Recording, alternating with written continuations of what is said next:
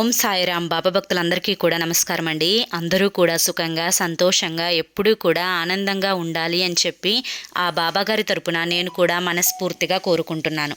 ఈరోజు బాబాగారు అందించే సందేశం ఏంటి అంటే కనుక, రేపే ముక్కనుమ లేదా ఈ రోజైనా కూడా ఇది చేసుకోవచ్చండి. గోవు అంటే అందరికీ తెలుసు కదా, ఆవు తోకలోని ఒక వెంట్రుకను కనుక మీరు తీసుకొచ్చుకొని ఈరోజు కానీ రేపు కానీ ఇలా చేస్తే మీకు ఖచ్చితంగా ధనాకర్షణ అనేది కలుగుతుంది. 1,00,00,000 రూపాయలు అనేవి వచ్చి పడతాయి. మీరు ఈ వీడియోని ఎక్కడా కూడా స్కిప్ చేయొద్దు, ఎండింగ్ వరకు చూడండి. ఎవరైతే కటిక దరిద్రంతో బాధపడుతున్నారో వాళ్ళకి ఇక అదృష్టమే అదృష్టం కలిసి వస్తుంది అని గుర్తుంచుకోండి. వీడియోని స్కిప్ చేయొద్దు. దానికంటే ముందు చాలామంది కూడా గురువుగారి గురించి అడుగుతున్నారండి.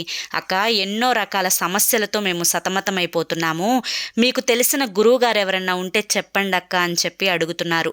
నేను పదే పదే ఈ గురువుగారి గురించే ఎందుకు చెప్తున్నాను అంటే కనుక, నా జీవితంలో ఎన్నో రకాల కష్టాల నుంచి గట్టెక్కించిన గురువుగారండి ఈయన. అలాగే మీ జీవితాలలో ఎటువంటి సమస్యలున్నా కానీ శ్రీ షిరిడి సాయిబాబా ఆశీస్సులతో జ్యోతిష్యం చెప్పబడును. గురూజీ శివరామరాజు గారు. Phone number 9959422552. మీరు ఇప్పటి వరకు ఎన్నో చోట్ల జ్యోతిష్యం చెప్పించుకొని మీరు ఆశించిన మార్పులు జరగలేదని చెప్పి బాధపడి ఉంటారు. కానీ ఇక్కడ అస్సలు అలా జరగదండి. మీకు రోజులలోనే పరిష్కారం దొరుకుతుంది. మీ సమస్యలు ప్రేమ, పెళ్లి, ఉద్యోగం, రాజకీయం, సంతానం లేక ఇబ్బంది పడుతున్నా, భార్యాభర్తల మధ్య గొడవలున్నా, అప్పుల సమస్యలున్నా, శత్రువుల సమస్యలున్నా అవేంటో మీరు గురువుగారికి వివరించి చెప్పినట్లయితే వాటికి తగిన పూజలు చేసి మీకు గురువుగారు రోజులలోనే పరిష్కారాన్ని చూపిస్తారు. గురువుగారు చెప్పింది చెప్పినట్లు 100కు 1000% జరిగి తీరుతుందండి. నమ్మకంతో కాంటాక్ట్ అవ్వండి. మాకున్న ఎన్నో సమస్యల నుంచి గురువుగారు మమ్మల్ని గట్టెక్కించారు. ఈరోజు మేము సంతోషంగా ఉన్నాము.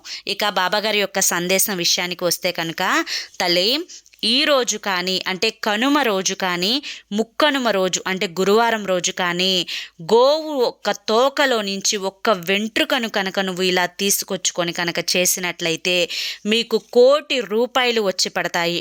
బిడ్డ, ఎన్నో రకాల సమస్యలతో నువ్వు సతమతమైపోతున్నావు కదా, నీ సమస్యలు తీరే మార్గం ఏంటి అని చెప్పి నువ్వు అనుకుంటున్నావు కదా తల్లి. ఏదైనా కానీ నీకున్న ఎటువంటి సమస్య అయినా కానీ ప్రతి సమస్యకు కూడా ఈ భూమి మీద ఒక పరిష్కారం ఉంటుంది, ఒక పరిహారం ఉంటుంది. అయితే ఇప్పుడు నేను చెప్పే ఈ పరిహారాన్ని నువ్వు జాగ్రత్తగా చివరి వరకు విను. అప్పుడే నీకున్న సమస్యలన్నీ కూడా తీరిపోయి జీవితంలో నువ్వు అనుకున్నమైన స్థానానికి నువ్వు ఏదైతే కోరుకుంటున్నావో నీ కోరికలన్నీ కూడా నెరవేరి నువ్వు ఒక అద్భుతమైన స్థాయిలో, నువ్వు ఊహించలేనటువంటి స్థాయిలో ఉంటావు. నన్ను నమ్మి విను తల్లి. సకల దేవతలు కూడా కొలువై ఉండేది గోవులోనే అని చెప్పి నీకు తెలుసు కదా తల్లి. మన హిందూ సాంప్రదాయం ప్రకారం గోవుకు ఒక ప్రత్యేకమైన స్థానం ఉంటుంది. గోవులో సకల దేవతలు కొలువై ఉంటారు అని చెప్పి మనందరికీ కూడా తెలిసిన విషయమే. అయితే గోవు పాదాలలో పితృదేవతలు, గొలుసులలో తులసి దళములు, కాళ్ళల్లో సమస్త పర్వతాలు, మారుతి తదితరులు ఉంటారు. అంతేకాకుండా నోరులో లోకేశ్వరం, సకల దేవతలు, నాలుకలో 4 వేదాలు ఉన్నాయి అని చెప్పి మన పురాణాలు చెప్తున్నాయి. దంతాలలో గణపతి ఉన్నారు అని చెప్పి, ముఖములో జ్యేష్ఠాదేవి కొలువై ఉంటుంది అని చెప్పి, గోమాత మధ్య భాగంలో గంధర్వులు నివసించి ఉంటారు అని చెప్పి, ముక్కు రంధ్రాలలో శివుడు అని చెప్పి, కళ్ళల్లో సూర్యచంద్రుడు అని చెప్పి, చెవులలో శంకు చక్రాలు అని చెప్పి, కొమ్ములలో యమ ఇంద్రులు అని చెప్పి, భుజములలో యమ ఇంద్రులు అని చెప్పి, కంఠంలో విష్ణుమూర్తి అని చెప్పి, రొమ్ములలో నవగ్రహాలు అని చెప్పి, ఇలా చెప్పుకుంటూ పోతే గోవు యొక్క ప్రతి అవయవంలో కూడా సకల దేవతలు అనేవారు కొలువై ఉంటారు. గోవు తోకలోని అంటే ఇన్ని దేవతలు కొలువై ఉన్న గోవు శరీరంలో ఒక భాగమైన తోకలో నుంచి ఒక్క వెంట్రుక కనుక తీసుకొచ్చుకొని ఇలా చేసినట్లయితే కనుక, అది కూడా ఈరోజు కనుమ రోజు కానీ రేపు ముక్కనుమ రోజు కానీ ఇలా ఒక వెంట్రుక తెచ్చుకొని నేను చెప్పినట్లు కనుక నువ్వు చేశావు అంటే కనుక తల్లి, నీకున్న జాతక దోషాలు, నీకున్న గ్రహ దోషాలు, ఏదైతే ఏ పరిస్థితి అయితే నిన్ను కష్టంలో ముంచివేసిందో ఆ పరిస్థితి నుంచి నువ్వు బయటపడి ఆనందంగా జీవితంలో సంతోషంగా గడిపే రోజులు వస్తాయి. బిడ్డ, ఏదైతే నువ్వు కోరుకుంటున్నావో ఆ ప్రతి కోరిక కూడా నెరవేరుతుంది. అయితే ఇప్పుడు పురాణంలో చెప్పిన గోవు లక్ష్మీదేవి కథను నువ్వు జాగ్రత్తగా విను. ఈ కథ పూర్తయ్యే లోపే నీ యొక్క సమస్యకు పరిష్కారం కూడా దొరుకుతుంది అని చెప్పి గుర్తుంచుకో. ఒకరోజు అడవిలో గోవులన్నీ కూడా పచ్చటి గడ్డిని ఆహారంగా సేవిస్తున్న సమయంలో పైనుంచి లక్ష్మీదేవి కిందకి దిగి, గోవుల్లారా, నేను మీ శరీరంలో కొలువై ఉండటానికి వచ్చాను కనుక మీ శరీరంలో నాకు ఒక భాగాన్ని ఇస్తే కనుక నేను మీ శరీరంలో కొలువై ఉండిపోతాను అని చెప్పి లక్ష్మీదేవి గోమాతను అడుగుతుందన్నమాట. అప్పుడు గోమాతలు, అమ్మా, మిమ్మల్ని చూస్తుంటే చాలా అందంగా ఉన్నారు. అసలు ఈ భూమి మీద ఏ స్త్రీ కూడా ఇంత అందంగా ఉండదేమో. మీరు అంతటి అందమైన మోముని కలిగి ఉన్నారు.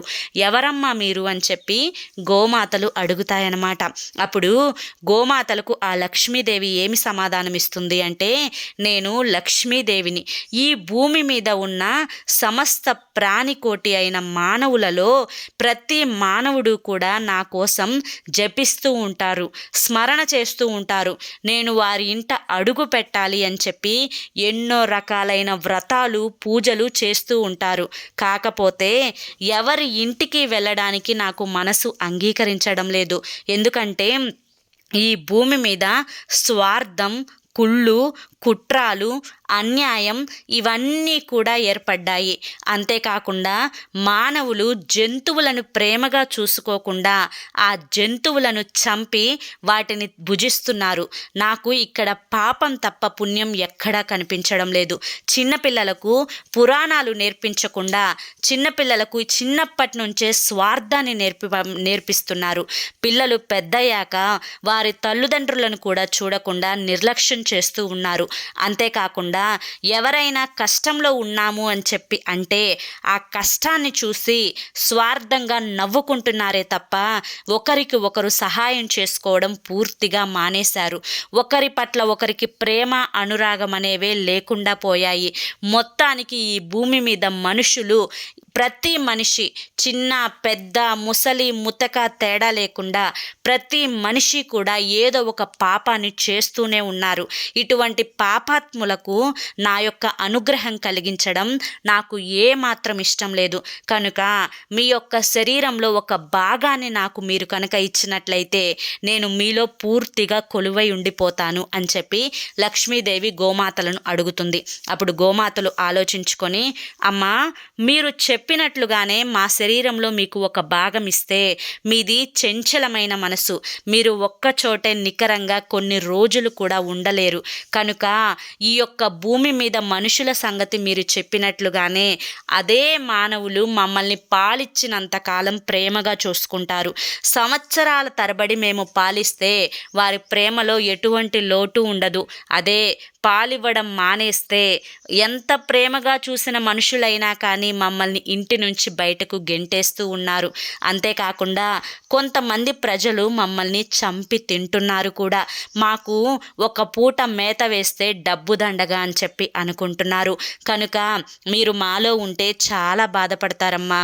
కనుక మీరు ఎక్కడికైనా వెళ్ళి ఉండండి, లేదా మీరు లక్ష్మీదేవి అంటున్నారు కాబట్టి మీ యొక్క స్థావరానికి వెళ్ళే ఉండండి. మాలాంటి వాళ్ళ శరీరంలో ఉంటే రేపటి రోజున మమ్మల్ని చంపి తిన్నప్పుడు ఆ పాపం మాకు కలుగుతుంది తల్లి అని చెప్పి గోమాతలు విన్నవించుకుంటాయి లక్ష్మీదేవికి. అప్పుడు లక్ష్మీదేవి, అలా అనకండి, నేనే స్వయంగా వచ్చి మీకు అనుగ్రహాన్ని ప్రసాదిస్తాను అంటే నేను మీకు చులకన అయిపోయాను కదా. మరి స్వయంగా వచ్చి ఎవరైనా ఆ సాయం కోరితే ఈ మానవులు లాగానే మీరు కూడా పక్కకి వెళ్ళిపో అని చెప్పి చెప్తున్నారు. ఉన్నారా? నా యొక్క అనుగ్రహం కోసం భూమి మీద ప్రజలు నోచని నోము లేదు, చెయ్యని పూజ లేదు. మా యొక్క అనుగ్రహం ఒక్కసారి వారి మీద పడితే చాలు అని చెప్పి ఎంతో ఆశగా ఎదురు చూస్తూ ఉంటారు. అటువంటిది నేనే స్వయంగా మీ దగ్గరికి వచ్చి మీలోనే నేను కొలువై ఉంటాను అంటే మీరు నన్ను నిర్లక్ష్యం చేసి అగౌరవపరుస్తున్నారు అని చెప్పి లక్ష్మీదేవి అనగా, అప్పుడు గోమాతలు బాగా ఆలోచించుకొని, అమ్మా మీరు తప్పుగా అనుకోకపోతే మా యొక్క పేడలోను మా యొక్క మూత్రంలోను మీరు నివసించవచ్చు. ఎందుకంటే మమ్మల్ని ఎప్పుడైనా కానీ మమ్మల్ని ప్రేమగా చూసుకునే మా యొక్క యజమానులు ఎవరైతే ఉంటారో వారు మేము పాలు ఇవ్వకపోతే మమ్మల్ని నిర్లక్ష్యం చేస్తూ ఉంటారు.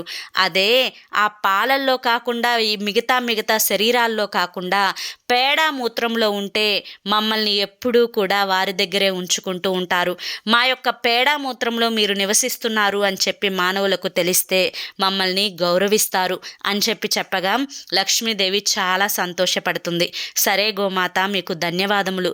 ఎందుకంటే మీ యొక్క శరీరంలో పేడ మూత్రంలో ఉండడానికి నాకు ఎటువంటి అభ్యంతరము లేదు అని చెప్పి గోమాత సంతోషంతో లక్ష్మీదేవి సంతోషంతో గోమాత యొక్క పేడ మూత్రంలో కలిసిపోతుందన్నమాట.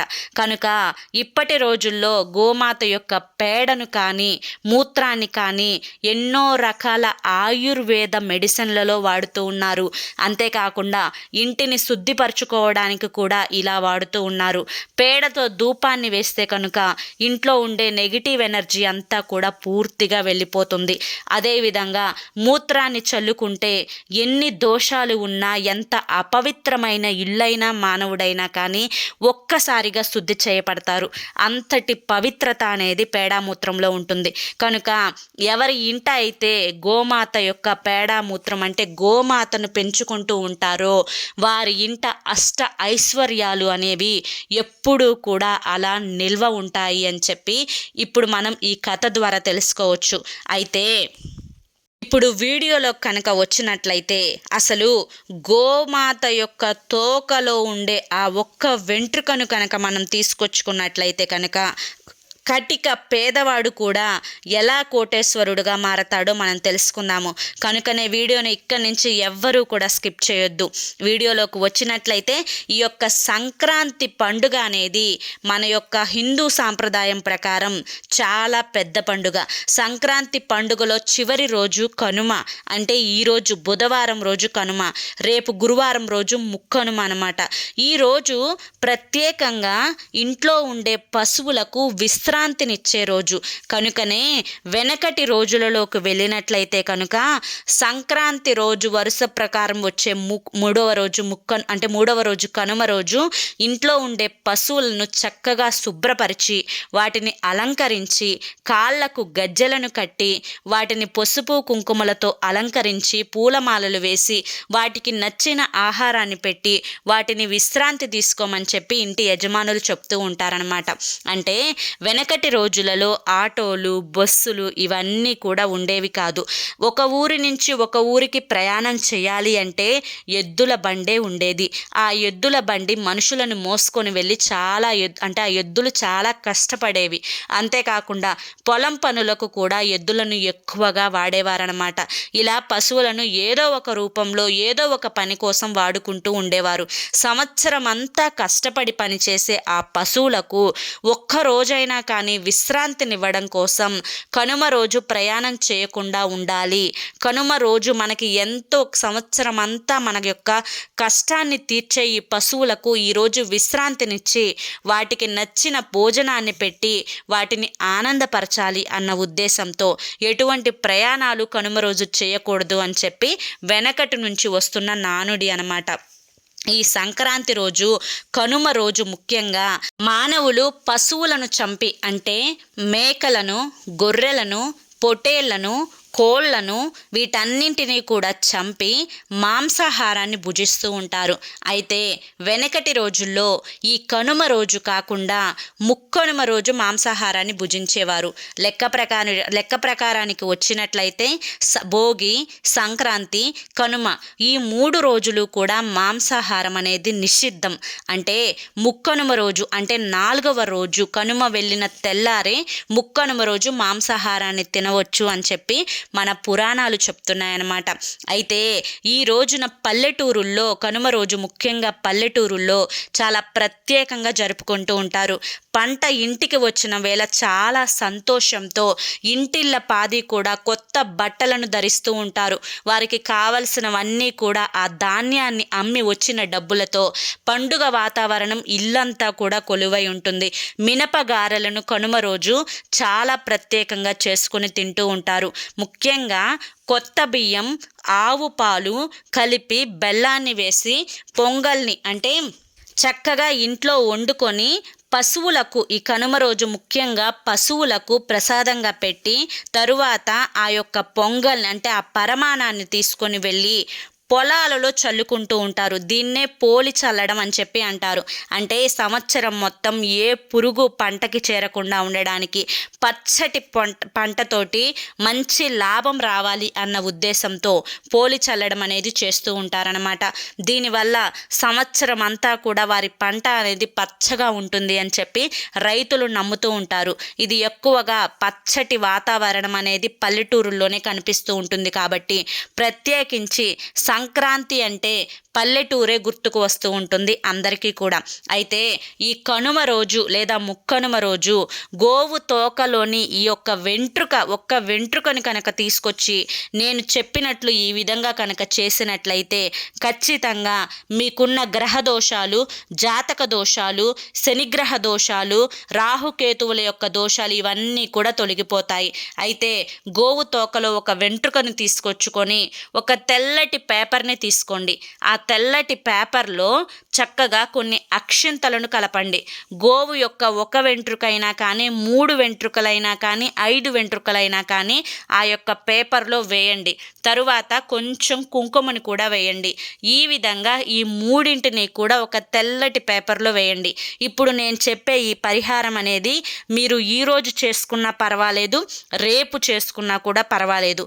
స్నానం చేసిన తరువాత గోవు దగ్గరికి వెళ్ళి గోవు తోకలో ఒక వెంట్రుకను తీసుకొని వచ్చి ఇప్పుడు నేను చెప్పిన ఈ పరిహారాన్ని మీరు మొదలు పెట్టాలన్నమాట. ఇది మళ్ళీ వచ్చే కనుమ రోజు వరకు లేదా మళ్ళీ వచ్చే ముక్కనుమ రోజు వరకు దీని యొక్క శక్తి అనేది ఖచ్చితంగా మీ ఇంటి మీద ఉంటుంది అని చెప్పి గుర్తుంచుకోండి. గోవు యొక్క వెంట్రుకలో కూడా లక్ష్మీదేవి అనేది నివాసం ఉంటుంది. ఎందుకంటే గోవు తోకని మనం పట్టుకున్నా చాలు మనకి లక్ష్మీదేవి యొక్క అనుగ్రహం అనేది కలుగుతుంది. కాబట్టి ఈ విధంగా ఒక తెల్లటి పేపర్లో అక్షింతలు, గోవు యొక్క వెంట్రుక, కుంకుమ ఈ 3ంటిని వేసుకొని ఈ వీడియోలో చూపించిన విధంగా ఒక పొట్లాంలాగా కట్టుకోండి. 2 రబ్బర్ బ్యాండ్లు ఆ పొట్లానికి వేసేయండి. ఈ విధంగా పొట్లాంలాగా కట్టుకున్న దాన్ని మీ వ్యాపార స్థలంలో ఉండే డబ్బుల యొక్క ఆ పర్స్ ఏదైతే ఉంటుందో అందులో కానీ లేదా గల్లా పెట్టెలో కానీ లేదా మీ ఇంటిలో ముఖ్యంగా డబ్బు బంగారం దాచుకునే ప్రదేశం బీరువాలో కానీ పెట్టుకోండి. ఈ విధంగా మీరు ఎన్ని పొట్లాలైనా కానీ చేసుకోవచ్చు. వ్యాపార స్థలంలోకి ఒకటి, ఇంట్లోకి ఒకటి, 2 పొట్లాలను చేసుకోవచ్చు. అంతేకాకుండా మా జేబులో చిల్లి గవ్వ కూడా ఉండడం లేదు, సంపాదించింది మొత్తం కూడా ఖర్చు అయిపోతుంది అని చెప్పి బాధపడుతూ ఉంటారు. వారి జేబులో కూడా పెట్టుకోవచ్చు అని చెప్పి గుర్తుంచుకోండి. ఈ విధంగా మీరు ఈ పొట్లాన్ని తీసి మీరు డబ్బు బంగారం దాచుకునే ప్రదేశంలో కానీ లేదా వ్యాపార స్థలంలో కానీ పెట్టుకోండి. ఈ విధంగా ఎవరి ఇంట్లో అయితే ఇది ఉంటుందో వారి ఇంట లక్ష్మీదేవి అనేది కొలువై ఉంటుంది అని చెప్పి గుర్తుంచుకోండి. మీ ఇంట అలా ధనం అనేది ప్రవహిస్తూనే ఉంటుంది. కటిక పేదవాడు కూడా కోటేశ్వరుడుగా మారతాడు. ఎందుకంటే స్వయంగా ఆ లక్ష్మీదేవినే మీరు తీసుకొచ్చి ఇంట్లో పెట్టుకున్నట్లు అవుతుంది. కాబట్టి కనుక ఎటువంటి జాతక దోషాలు ఉన్నా, ఎటువంటి రాహుకేతువు యొక్క దోషాలు ఉన్నా, శనిగ్రహ దోషాలు ఉన్నా, ఏలినాటి శని మిమ్మల్ని పట్టి పీడు నడుస్తుంది అనుకున్నా కానీ మీకు ఎటువంటి నష్టాలు కష్టాలు మిమ్మల్ని వెంటపడి పీడిస్తున్నాయి అని చెప్పి అనుకున్నా కానీ మాకు డబ్బు నిలవడం లేదు, మాకు డబ్బే ముఖ్యము, మేము ఈ డబ్బు ఉంటే మాకున్న ఈ సమస్యలు తీరిపోతాయి, మాకు అప్పులు తీరిపోతాయి, కోరినవన్నీ కూడా కొని తీసుకోవచ్చు అని చెప్పి ఎవరైతే అనుకుంటున్నారో వారందరూ కూడా ఈ చిన్న పని కనుమ రోజు కానీ ముక్కనుమ రోజు కానీ చేసుకొని చూడండి. మీ యొక్క జీవితంలో ఒక గొప్ప మార్పు వస్తుంది. అదృష్టం అనేది మిమ్మల్ని అలా పట్టుకొనే ఉంటుంది. సంవత్సరం అంతా కూడా మీరు పట్టిందల్లా బంగారం అవుతుంది. కటిక పేదవాడు కూడా కోటేశ్వరుడిగా మారతాడు అని చెప్పి గుర్తుంచుకోండి. ఈ చిన్న పని చేసుకో తల్లి, నీ జాతక యొక్క చక్రమే మారిపోతుంది అని నువ్వు తప్పకుండా గ్రహించి తీరుతావమ్మా అని చెప్పి ఈరోజు బాబాగారు మనకి చాలా చక్కటి సందేశాన్ని అందించారండి. మరి ఈ సందేశంలో ఉండే ఆంతర్యం ఏంటో మీకు ఇప్పటికే పూర్తిగా అర్థమైంది అని చెప్పి అనుకుంటున్నాను. నచ్చింది అని కూడా అనుకుంటున్నాను. అర్థమైంది, నచ్చింది అనిపిస్తే ఈ వీడియోకి చూసి వెళ్ళే ప్రతి ఒక్కరూ కూడా లైక్ ఇవ్వడం మాత్రం మర్చిపోవద్దు. బాబాగారి మీద మీకు పూర్తి నమ్మకం విశ్వాసం ఉంటే కనుక ఈ వీడియోకి ఒక చిన్న లైక్ ఇవ్వండి. కింద కామెంట్ సెక్షన్లో ఓం సాయిరామ్ అని చెప్పి టైప్ చేయడం మాత్రం మర్చిపోవద్దు. మొదటిసారి సాయి పిలుపు ఛానల్లోకి వచ్చినట్లయితే కనుక కింద బ్లాక్ కలర్లో సబ్స్క్రైబ్ అనే బటన్ ఉంటుంది. దాన్ని ప్రెస్ చేసి పక్కనే ఆల్ సింబల్ ఉన్న బెల్ని యాక్టివ్ చేసుకుంటే ప్రతిరోజు కూడా బాబాగారి సందేశాలు మీకు నోటిఫికేషన్ రూపంలో వస్తాయి. మరి రేపు మరొక మంచి సందేశంతో తప్పకుండా కలుసుకుందాం. అంతవరకు కూడా బాబా ఆశీస్సులు మీపై ఉండాలి అని చెప్పి మనస్ఫూర్తిగా కోరుకుంటూ సర్వే జన సుఖినో భవంతు. ఓం సాయిరామ్.